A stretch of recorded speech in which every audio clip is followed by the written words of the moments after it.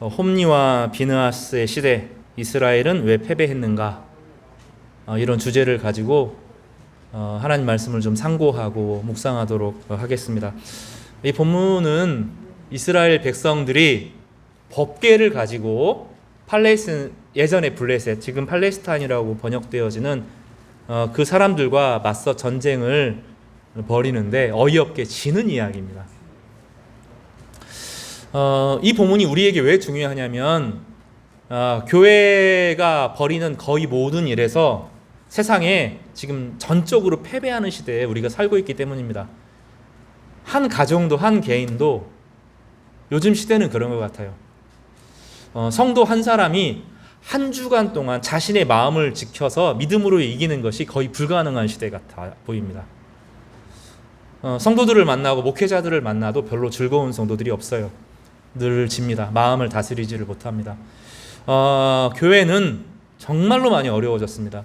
최근에 전주에 있는 한 교회 성도님과 이야기했는데 몇 년 전까지만 해도 한 700~800명 교회였다는 거예요.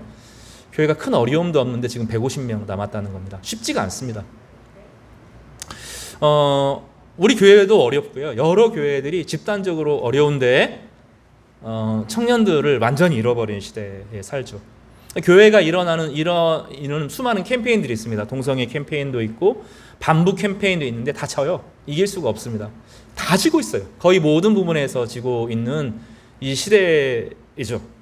그래서 사무엘상 4장에 성경에서 사실 가장 비참한 일이거든요. 법궤를 가지고 하나님의 영광이 있는 법궤를 가지고 나갔는데 그 전쟁에서 지는 거죠.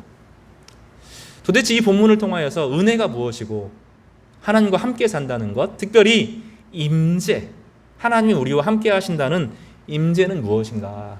진짜 우리의 인생에서는 하나님이 함께 하시는가? 우리가 하나님이 함께 하심에도 불구하고 지고 있는 건가? 아니면 실제로 우리 생각은 하나님이 함께 하신다고 스스로는 생각하는데 하나님 우리 삶과 사실은 거리가 멀리 계신 것은 아닌가? 그런 전반적인 이야기를 살펴볼 수 있게 됩니다. 그래서 오늘 사무엘상 4장은 7장과 짝을 이루어요.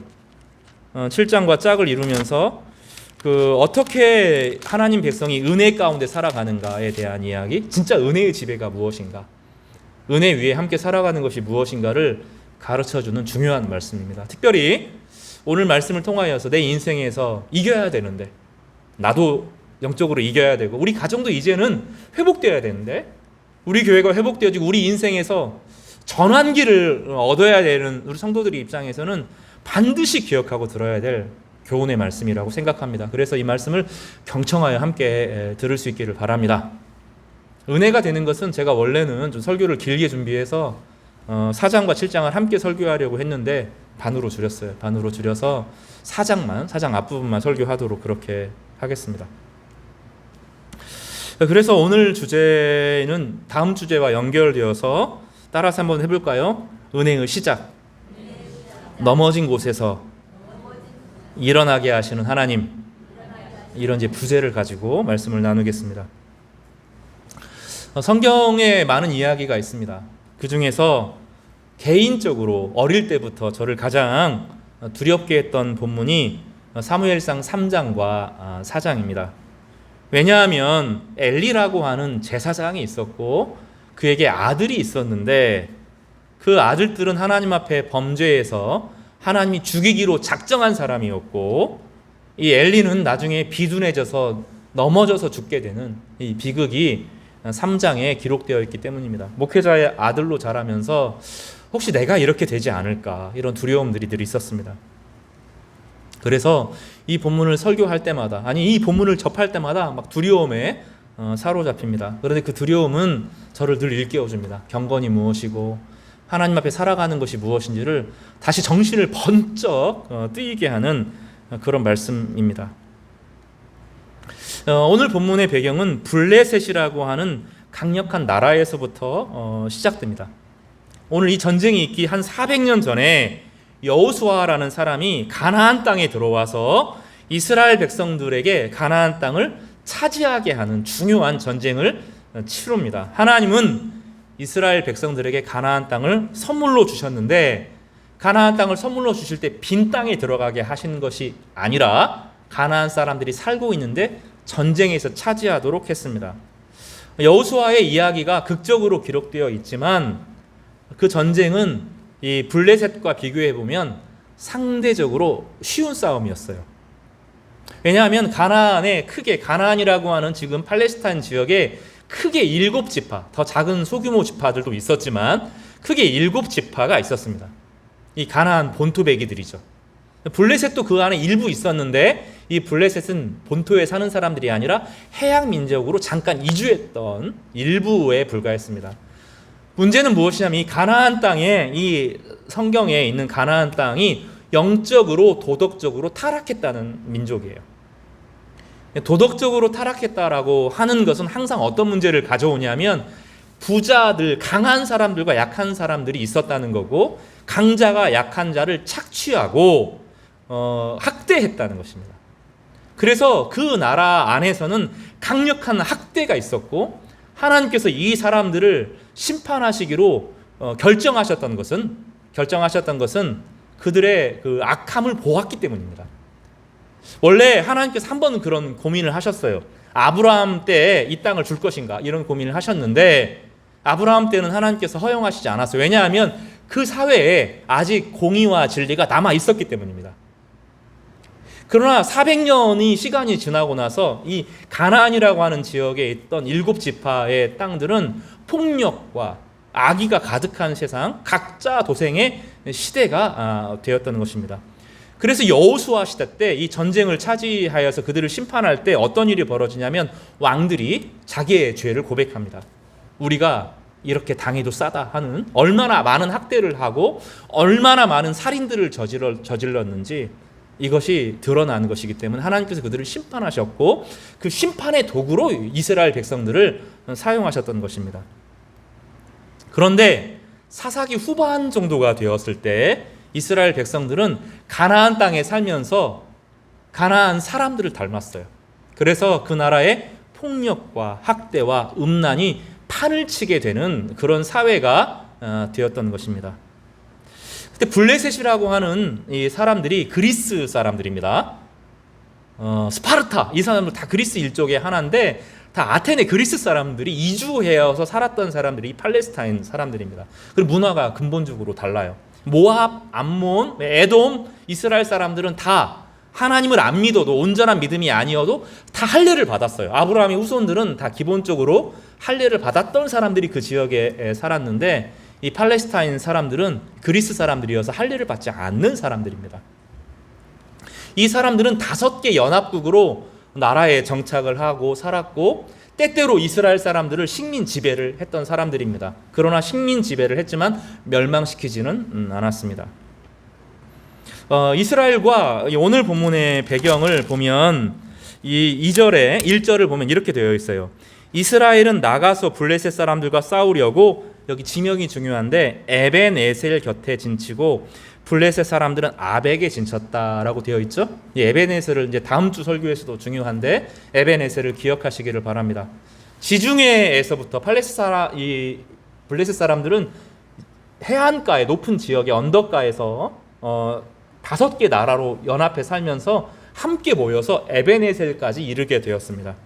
에벤에셀은 여기서 조금만 더 나아가면 에브라임의 본거지가 되고 이스라엘의 가장 주요 요충지를 차지하게 되는 곳입니다. 그러니까 이 에벤에셀에 진쳤다라고 하는 것은 소규모 전쟁이 아니고 이스라엘과 이 블레셋 사이에 전면전을 치르는 대규모 전쟁을 치르겠다라고 하는 것입니다. 여기서 지면 이스라엘 전체가 이제 먹히게 되는 이 핵심적인 요충지에 이르게 된 중요한 전쟁입니다. 블레셋은 강력한 해상력, 외교력, 정보력, 정치적인 유연함, 그리고 역사적인 기억, 이 사람들은 기록을 잘하는 사람들입니다. 그래서 유다의 이스라엘의 서해안의 거점을 삼았고 이스라엘을 압도했습니다. 이 둘의 부딪힘은 필연적이었는데 지금 전쟁은 이제 둘 중에 하나가 완전히 세력을 장악하는 핵심적인 문제였습니다. 오늘 본문에 첫 번째로 살펴볼 것은 이스라엘이 이 전쟁에서 졌다는 거예요. 보겠습니다. 2절에 보면 블레셋 사람들이 이스라엘에 대하여 전열을 벌이니라. 그 둘이 싸우다가 이스라엘이 블레셋 사람들 앞에서 패하여 그들에게 전쟁에서 죽임을 당한 군사가 얼마요? 4,000명 정도가 죽었습니다. 전쟁에서 질 수도 있는데 이스라엘 장로들은 이해할 수 없었어요. 어떤 이해가 됐냐면 우리는 지금 기도하는 하나님 백성이라고 하는 자각이 있었어요. 자기는 지금 누구예요? 하나님의 백성이라는 자각이 있었던 것입니다. 어떻게 하나님의 백성이 세속적인 사람들에게, 하나님을 안 믿는 사람들에게 질 수가 있는가? 이것이 이스라엘 사람들의 그 어려움이었어요. 많은 그리스도인들이 이런 어려움을 호소합니다. 내가 하나님 백성인데 나름대로 정직하게 산 거 아닌가? 나름대로 기도도 하고 나름대로 말씀도 본 것 같은데 왜 나는 안 되는가? 왜 우리 자녀는 시험에 안 되고, 왜 사업은 어렵고, 왜 내 자녀는 공부를 못하고, 왜 우리 가정은 늘 어렵고 경제적으로 회복이 안 되는가? 그런 질문들이 늘 있어요. 하나님 백성은 하나님께서 지켜주시니까 잘 되는 것 아닌가? 이런 마음들의 고민들이 우리 가운데 늘 있죠. 그들의 고백이 좀 구체화되는데 오늘 본문에 보면 3절에 이들의 고백이 드러납니다. 백성이 진영으로 돌아오매, 이 진영으로 돌아올 때 그냥 진 게 아니잖아요.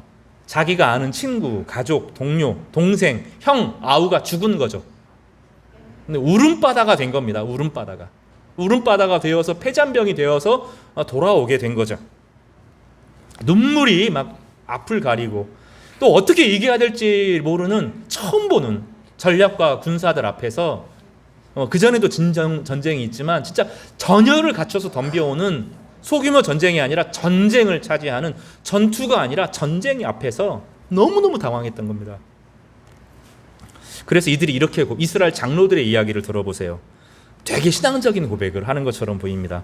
이스라엘 장로들이 이르되 여호와께서 어찌하여 우리에게 오늘 블레셋 사람들 앞에 패하게 하셨는고. 신앙적인 고백을 하지 않습니까? 우리가 진 것이, 우리가 약해서 진 것이 아니라 여호와께서 우리를 지게 하셨다. 신앙적인 고백 같아요.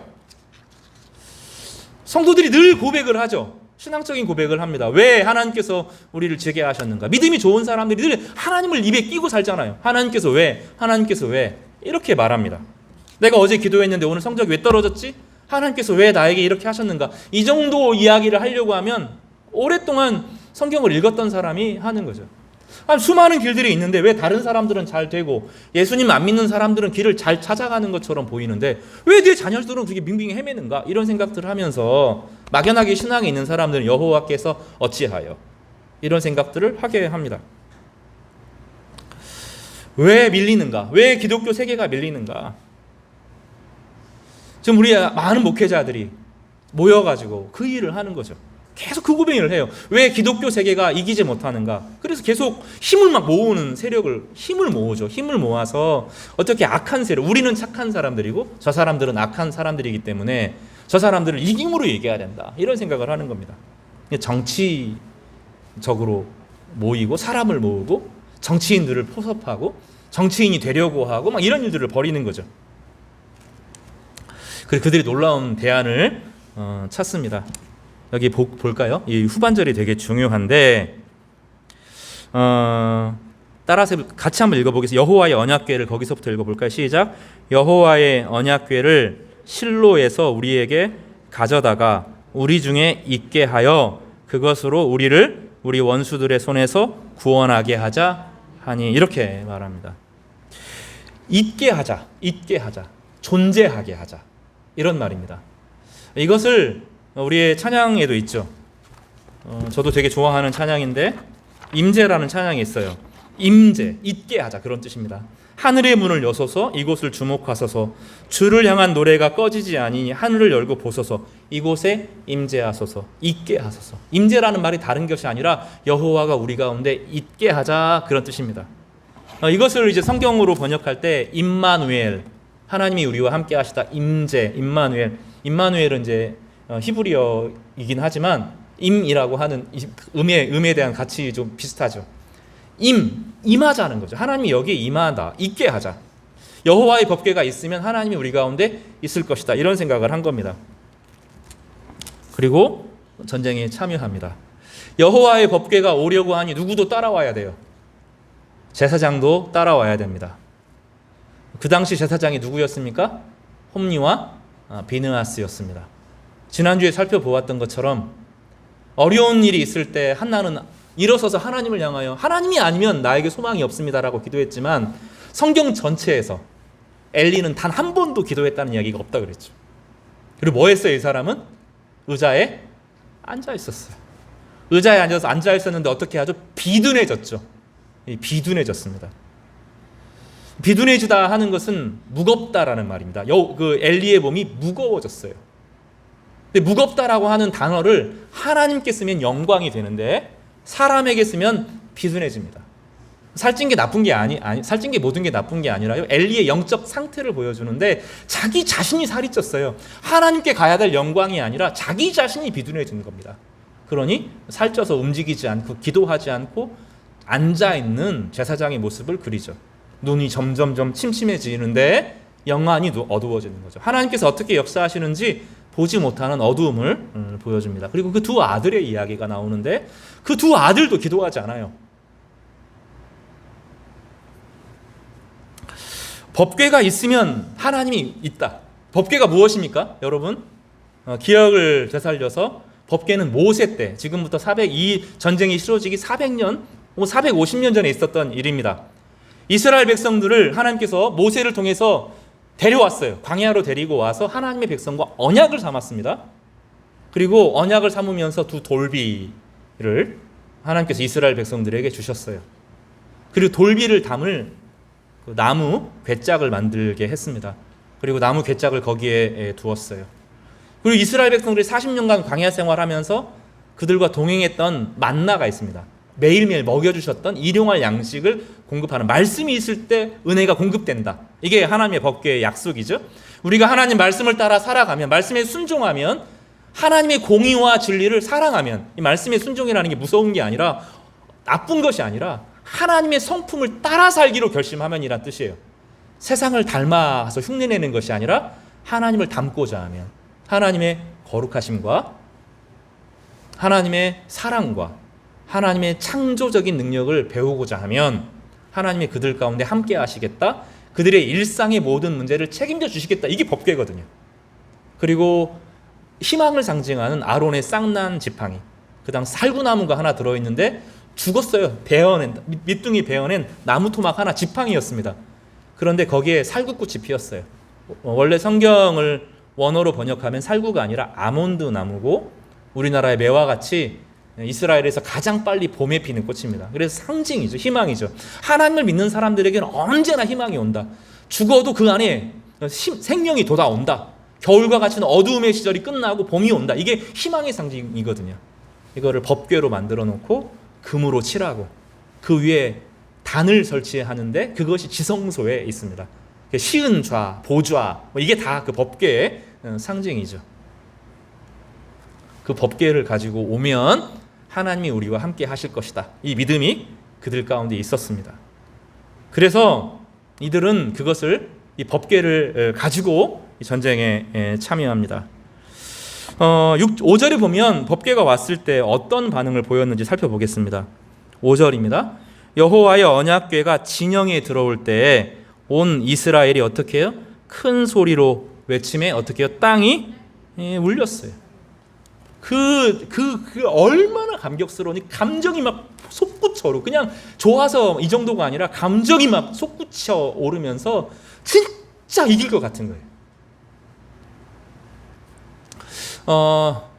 많은 찬양 집회가 있습니다. 다 나쁘지 않고 하나님을 경외하는 많은 일들이 있기 때문에 찬양 집회를 통하여서 많은 선한 일이 일어나고 또 8월 중에는 저희 청년들도 찬양 집회에 보내고 싶은 그런 마음들이 있어요. 다 나쁜 게 아니라 부정적인 것은 아닙니다.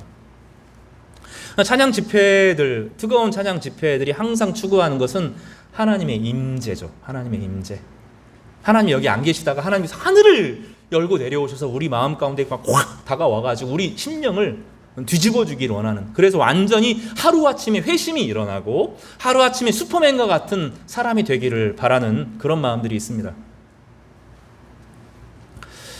그런 마음이 있어요. 그리고 실제로 그런 일이 일어나기도 합니다. 꼭 나쁜 것은 아닙니다.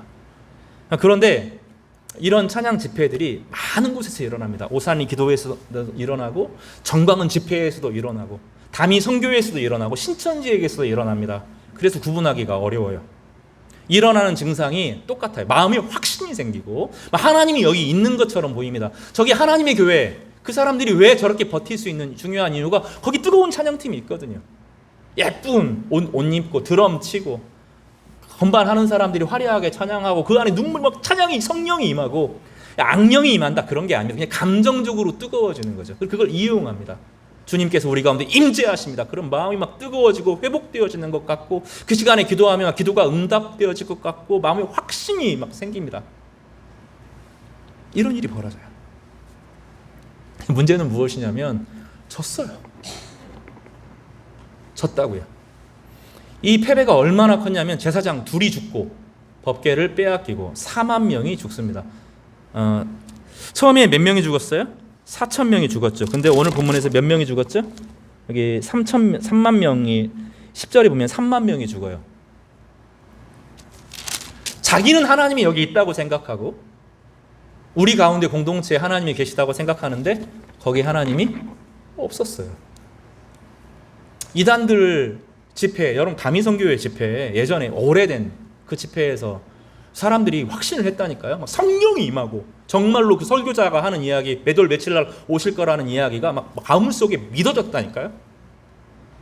막 병이 낫고 사람들이 일어나고 그런 일들이 일어났다니까요. 근데 죽었어요. 안 일어나요. 이게 하나님의 임재에 대한 심각한 오독을 가져옵니다. 그리고 그때 한번 내 안에 막 힘이 생겼으면 이제 그런 집회를 찾아가게 됩니다. 그런 집회를 찾아가게 돼요. 제가 예전에 한 청년을 만났어요. 아주 훌륭한 청년입니다. 인생을 방황하다가 정말로 좋은 교회 예배 한번 드렸습니다. 예배를 한번 드리는데 진짜 거기서 결단을 했어요. 인생을 이렇게 살면 안 되겠구나. 막 회복이 되어가지고 날고 뛰고 막 그렇게 되어서 기쁨이 회복되고 신앙이 회복되었습니다. 그런데 한두 달 정도 지나다가 그 교회를 떠났어요. 그 교회가 나빠서 그런 게 아닙니다. 여러분도 익히 아는 교회인데 깨달은 거죠. 이거는 내게 아니라 내 안에 임해서 성장하는 것이 아니라 나는 아무것도 아닌데 이 집회 분위기에 열광되어서 내 도파민 수치가 올라간 것이고 그래서 내가 인생을 잘 사는 것처럼 힘을 주는 거지 진짜는 아니다. 신앙의 핵심은 그런 게 아니라 그리스도를 배우고 담는 건데 내가 정신을 차려야 되겠다. 성경을 읽고 그리스도를 배워야 되겠다. 차분하게 다시 돌아가야 되겠다. 내적인 힘을 길러야 되겠다. 그 형제가 그렇게 결심하고 차분하게 진리가 무엇인지를 확인하는 그런 순간이 있습니다. 이번 주에 집회가 있었어요. 블레싱이라고 하는 집회가 있었는데 되게 훌륭한 집회입니다. 이동원 목사님 되게 훌륭한 분이고 거기 많은 회심의 역사가 일어났어요. 거짓말이 아닙니다. 거짓말이 아닌데 모든 집회가 다 그런 건 아니에요. 그리고 그 앞에 있는 찬양이나 감격이나 눈물이 하나님이 우리 가운데 함께 하시는 임재의 특징은 아니라는 데 핵심에 있습니다. 그게 하나님의 임재가 아닐 수 있다고요. 이들은 지금 뭐가 있어요? 설교 한 사람의 설교자나 선지자가 아니라 법궤가 있었다니까요. 모세가 그 성전의 중심에 두었던 성막의 중심에 두었던 법궤, 그 법궤를 짊어지고 요단강을 막 건너는데 요단강 물이 막 쫙 갈라져가지고 아라바 물까지 저기까지 쌓이고 그 차갑고 봄이면 차가운 물이 얼음 눈에서 막 얼음물이 콱콱 쏟아지는 막 그런 지역에 그 차가운 물이 제사장이 딱 들어가니까 법궤를 베고 들어가니까 물이 쫙 갈라지는 그런 엄청난 역사가 이런 바로 그 법궤거든요. 근데 어떻게 됐어요? 3만 명이 죽었어요. 제사장이 죽었습니다. 그러면 우리가 이 3장으로 돌아가서 제사장이 잘못해서 죽었겠구나 그렇게 생각이 드는데 아니요. 이거는 제사장 두 사람의 문제가 아니라 이스라엘 전체가 무언가 심각하게 잘못하고 있는 것입니다. 나중에 이 법궤 문제가 되게 어려워져요. 사무엘상의 핵심을 왕이 되는 이야기이기도 하지만 법궤가 사람들 마음 중심에 서고 예루살렘 중심에 들어가는 것까지가 그게 이 사무엘 상하의 중심의 핵심이거든요. 그러니까 법궤 문제를 가지고 사무엘 상하를 전체에서 관통해 보아야 돼요. 진짜 은혜가 무엇이고 진짜 하나님을 왕으로 모시고 사는 삶이 무엇이냐 이 이야기를 하는 거예요. 이 법궤를 잘못 다루었다가 어떻게 되죠? 블레셋 사람들이 초토화됩니다. 이 법궤 때 이 블레셋 사람 5지파가 거의 몰살당할 뻔하거든요. 법궤 하나를 관리를 못해서. 나중에 법궤가 이스라엘에 돌아왔는데 벳세메스에 돌아왔던 그거 훔쳐보려고 하다가 또 엄청난 사람들이 죽었어요. 법궤는 하나님의 은혜의 상징이고, 그래서 시은 자, 은혜자, 보좌 이렇게 표현하거든요. 법궤에 대한 별명이 있는데 은혜의 장소라는 뜻이에요. 근데 은혜의 장소, 은혜가 임하는 이 법궤를 잘못 다루어서, 잘못 관리해서, 잘못 대해서 수많은 사람들이 죽었다고요. 하나님은 만홀히 여김을 받지 않으시는 분이라는 것을 명확하게 하는 것입니다. 법궤가 있으면, 눈물이 있으면, 감격이 있으면, 내 마음이 뜨거워지면, 힘이 생기면, 그러면 거기에 하나님이 있다고 하는 생각, 임재에 대한 완전히 잘못된 그릇된 생각입니다. 하나님의 임재란 무엇입니까? 그래서 오늘 본문에서 다뤄야 될 가장 핵심적인 것은 하나님이 우리와 함께 하시다는 것은 무엇인가에 대한 이야기예요. 오늘 본문에 보면 이상한 이야기가 하나 나와요. 3절을 다시 보십시다. 3절 아까 읽었던 본문에 보면, 다시 제가 읽어드릴게요. 여호와의 언약궤를 실로에서 우리에게로 가져다가 우리 중에 있게 하여 무엇으로요? 그것으로 우리를 우리 원수들의 손에서 구원하게 하자 하니라고 말합니다. 법궤가 구원을 가져올 대상화되고 도구화되죠. 신앙은 대상화되거나 도구화될 수 없어요. 하나님은 설명할 수 없는 분입니다. 하나님은 신비에 속한 분입니다. 하나님은 우리의 육체의 영광을 경험했다고 해서 그것이 하나님이 다가 아니에요. 하나님을 담아낼 수 있는 것은 하나도 없습니다. 하나님의 영광을 드러낸 모든 것은 다 거짓입니다. 요한복음에서는 무엇라고 말하냐면, 그 누구도 하나님을 본 사람이 없다는 거예요. 심지어 모세도 하나님을 본 사람이 없다고 그랬어요. 모세도 하나님을 본 것이 아니라고 선언합니다. 그리고 예수 그리스도에게서만 하나님이 드러났다, 이렇게 표현을 하거든요. 그것이, 어떠한 것이 우리를 구원하는 것이 아닙니다. 찬양이 우리를 구원하는 것이 아닙니다. 어떤 신앙의 행위가 우리를 구원하는 것이 아닙니다. 종교적인 경험이 우리를 구원하는 것이 아닙니다. 어떤 목회자가 우리를 구원하는 것이 아닙니다. 어떤 돈이, 어떤 방법이 우리를 구원하는 것이 아닙니다. 이 사람들은 법궤가 그들을 구원할 것이라고 생각했어요. 그러니 법궤를 가져오면 구원이 일어날 거라고 생각한 거죠. 근데 구원은 누구만 하셔요? 하나님만 하시는 거예요. 하나님께서 자기를 드러내는 여러 표현 방식의 전조로 가르쳐준 구약시대의 하나 이름이 있는데, 여호수아라는 이름입니다. 여호수아라고 하는 이름이 있는데, 여호수아를 통해 이스라엘 백성들을 구원하시죠. 근데 그 여호수아의 뜻이 여호수아가 구원한다는 것이 아니라 하나님께서 구원하신다, 그런 뜻입니다. 신약시대에 와서 여호수아와 똑같은 이름을 가진 한 사람이 있는데, 그 사람이 예수입니다. 그러니까 예수와 여호수아는 같은 말입니다. 읽는 방식의 차이지 똑같은 말이에요. 예수라고 되어 있는데, 예수를 뭐라고 표현하냐면, 그 이름을 예수라 하라, 이는 그 백성을 자기 죄에서 건지실 분이시다, 이렇게 고백하고 있어요. 여기 자기 죄에서 건진다는 것은 두 가지에서 다 건지는 것인데, 죄에서 건지고 죄의 결과에서 건집니다. 죄의 책임에서 건지시는 분이세요. 죄를 지으면 마음이 부패하고 삶이 부패하고 도덕성이 타개되고 우리 삶에서 감정이 파괴되어지면서 삶이 무너져요, 사실은. 그래서 그 결과가 주어집니다. 죄의 결과가 우리를 망치는 건데, 사람들은 이 죄의 결과에서 구원받아야 될 필요도 있고, 이 죄와 하나님 사이에 멀어진 이 징계에서부터, 하나님 자신으로부터 구원받아야 될 필요도 있는데, 그 구원은 누구만 주시는 거예요? 하나님 자신만 주시는 것입니다. 그래서 이 법궤라고 하는 것은 무엇을 상징하냐면, 내가 지금 하나님의 구원과 가까워 있고 내가 지금 하나님과 교제하고 있음을 상징해야 돼요. 그런데 만약에 교제가 없이 하나님과의 친밀한 사귐이 없는 상태에서 주어지는 어떤 방법은 다 우상이 되는 겁니다. 신앙의 모든 행위도 그래서 우상이 되는 거예요. 교제한다. 그래서 하나님의 임재는 항상 교제로 주어지는데, 교제하는 것은 하나님의 음성을 실제로 듣고 있어야 되고, 내 이야기가 하나님께 드려져야 돼요.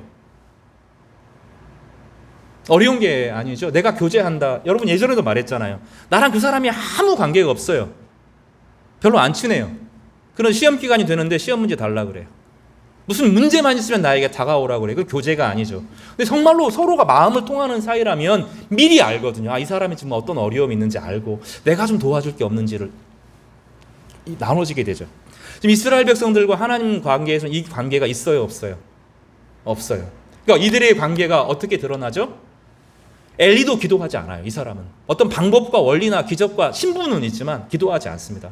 제사장인데 기도하지 않아요. 홈리와 비나스도 기도하지 않아요. 여기 나오는 장로들도 기도하지 않아요.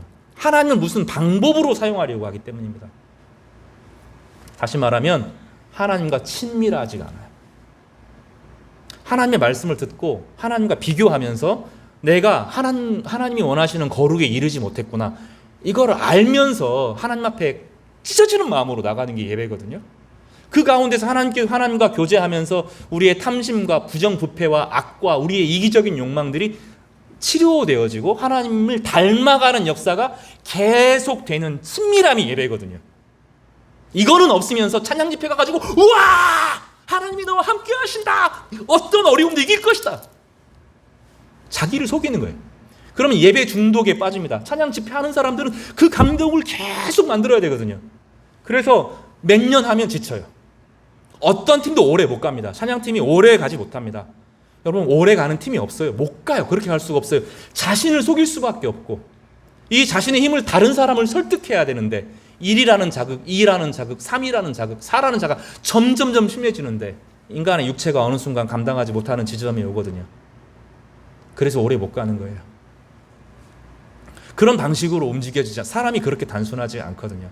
그러니까 잠깐은 좋아요. 잠깐 내 마음을 돌이키는데 도움이 될 수 있을지만 그렇게 하면 안 돼요.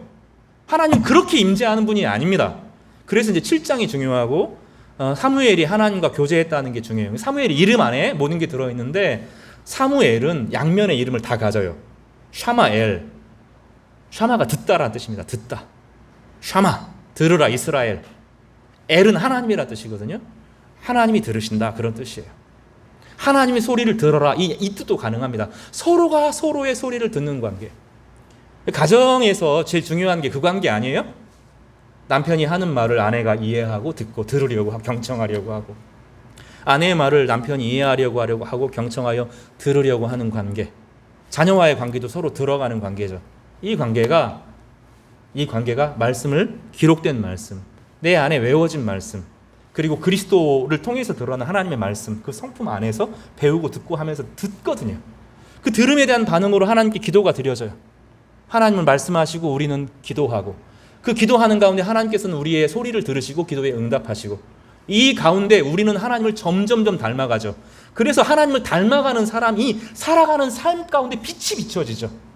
그럴 때 이스라엘은 이길 수 있어요. 그럴 때 어떤 국가를 하나님께서 사랑하시고 어떤 민족을 사랑하시고 이런 게 아니라 그들이 하나님을 비춰내요. 그래서 하나님을 드러내는 존재들은 항상 정의롭고 사랑이 있고 긍휼이 있고 아파함이 있고 약자에 대한 배려가 있고, 이게 하나님의 백성이 자연스러운 특징이고 하나님을 닮아가는 것이 있죠.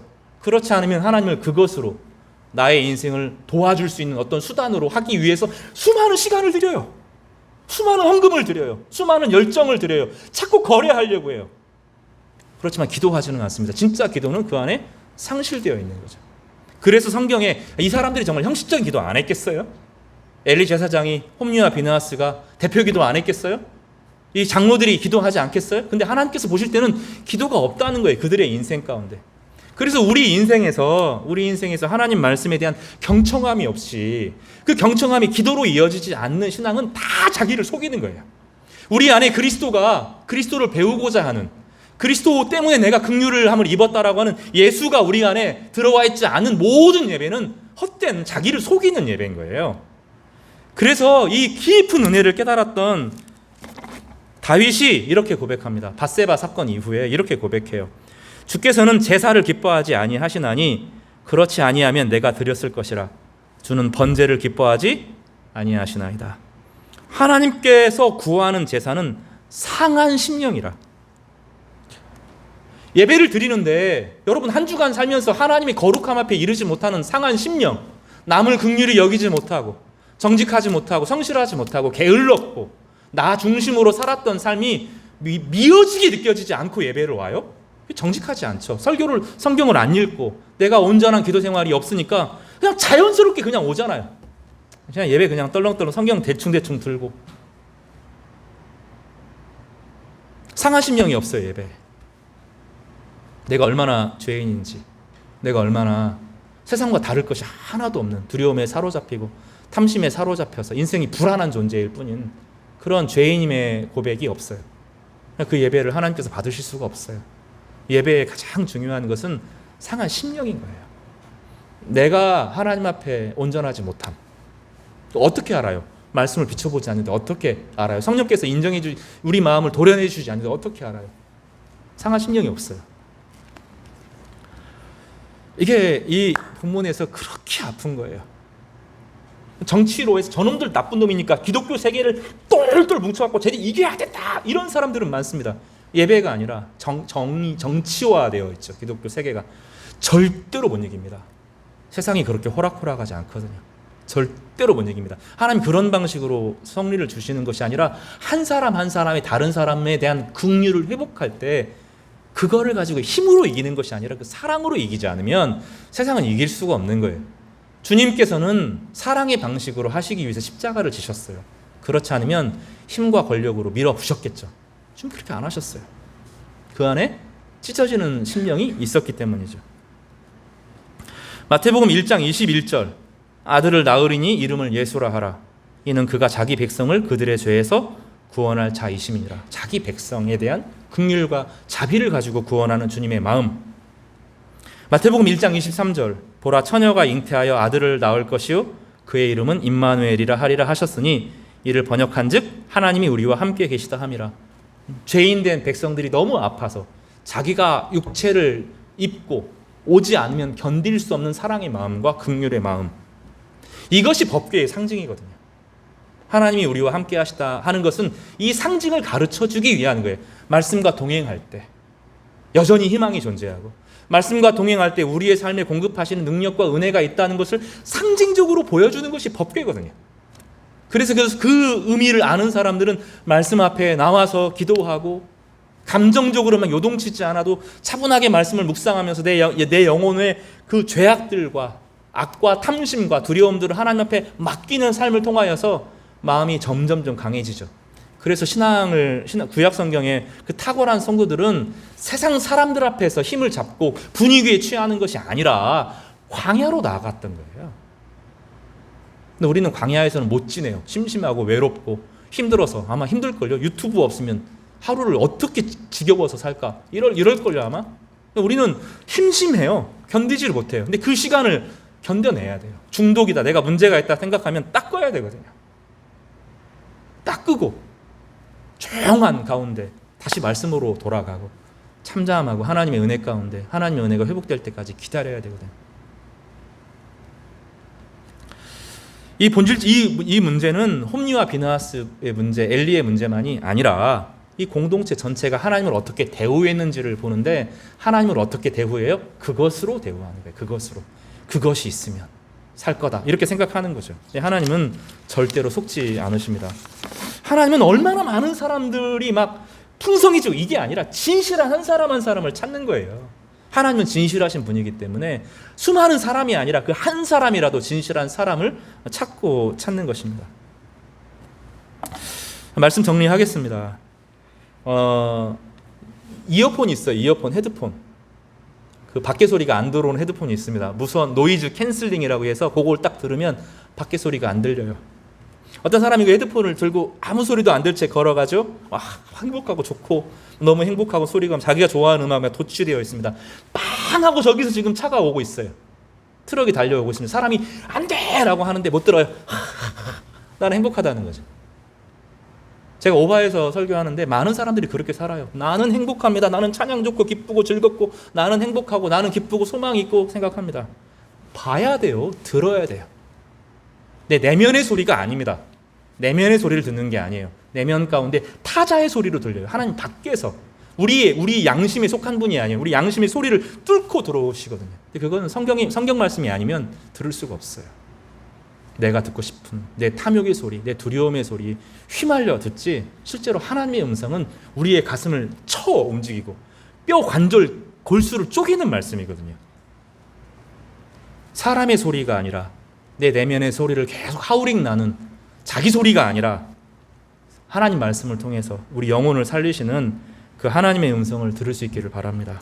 오늘 본문은 우리로 하여금 가짜 은혜가 아니라 진짜가 무엇인가 고민하게 만들어요. 비로소 사무엘상 마지막 이 3장 마지막 절 그리고 사무엘의 이야기 7장에 있는 사무엘의 이야기를 통하여서 우리는 진짜 은혜가 무엇인지 건지시고 구원하시고 회복시키시는 하나님의 은혜가 무엇인지를 비로소 보게 될 것입니다. 여러분 반드시 기도를 회복해야 됩니다. 반드시 기도를 회복해야 됩니다. 아니면 다 죽습니다. 반드시 기도를 회복하시기를 바랍니다. 그리고 하나님의 말씀을 깊이 침전해서 읽으시기를 바랍니다. 설교자가 힘이 약해요. 성경 자체가 힘이 있어요. 그래서 말씀을 복상하면서 그리스도를 깊이 묵상하시기를 바랍니다. 그러면 은혜가 임하게 될 겁니다. 영혼이 살아나고 힘을 얻게 될 텐데 그동안에는 그렇게 어려웠던 짐들이 가벼워질 거예요. 왜냐하면 하나님이 정말로 우리 가운데 계시면 세상보다 더 무거우시기 때문입니다. 하나님이 우리의 힘이 되시고 무게가 되실 때 세상의 짐은 가벼워지고 우리로 하여금 하나님의 영광과 능력을 따라 살아갈 수 있도록 하나님께서 우리 모든 삶을 정돈해 주시게 될 것입니다. 이런 은혜가 우리 모두에게 임하기를 주님의 이름으로 축복합니다. 기도하겠습니다.